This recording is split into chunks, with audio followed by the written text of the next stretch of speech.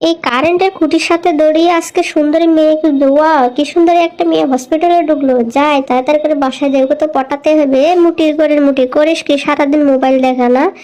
এই চিকনা সুন্দরী, তুমি তো সাঁতার জানো না। কে বলেছে জানি না? দেখ মোটা, আমি সাঁতার জানি। দেখি তো, দেখেছো আমি কত সুন্দর সাঁতার জানি? ওয়াও অনেক সুন্দর লাগতেছে। ওরে মা গো, আজকে তো গেছে আমার খাইছে। দাঁড়া, মোটার ঘরের মোটা আমাকে রেখে চিকনা সুন্দরী নিয়ে ফুর্তি করা না সুইমিং পুলে। দাঁড়া, তোকে যা পানিতে গিয়ে ওঠ এবার, ওঠ। উড়ে আল্লাহ, ডুবে গেলাম, বাঁচা আমাকে, বাঁচাই। কি হলো? হা হা হা হা, বেশ হয়েছে, ভালো হয়েছে। চল এবার তোকে ডাক্তার কাছে নিয়ে যাই।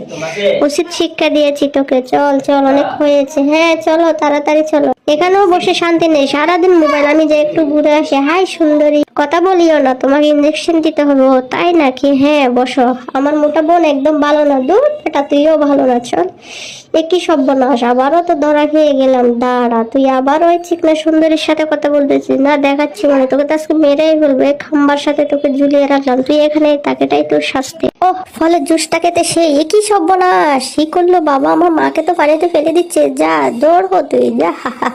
একই অনেকদিন পরে একটা শিকার পেলাম, খেয়ে নি। হ্যালো পুলিশ স্টেশন, তাড়াতাড়ি এসো, আমার বউকে খুঁজে পাচ্ছি না।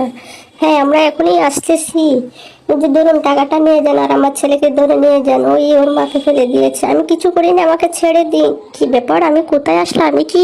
আমি তো মনে হয় হাঙরের পেটেই ঢুকে গেছি। ও মাই গড, এখান থেকে তো আমাকে বের হতেই হবে। কি করে বের হবো আমি? যে করেই হোক এখান থেকে বের হতেই হবে। আজকে এখানে ভিতরে ফাইট করব, তারপর বের হবো আমি। মারতে মারতে তো তোকে আজকে শেষ করে ফেলবো।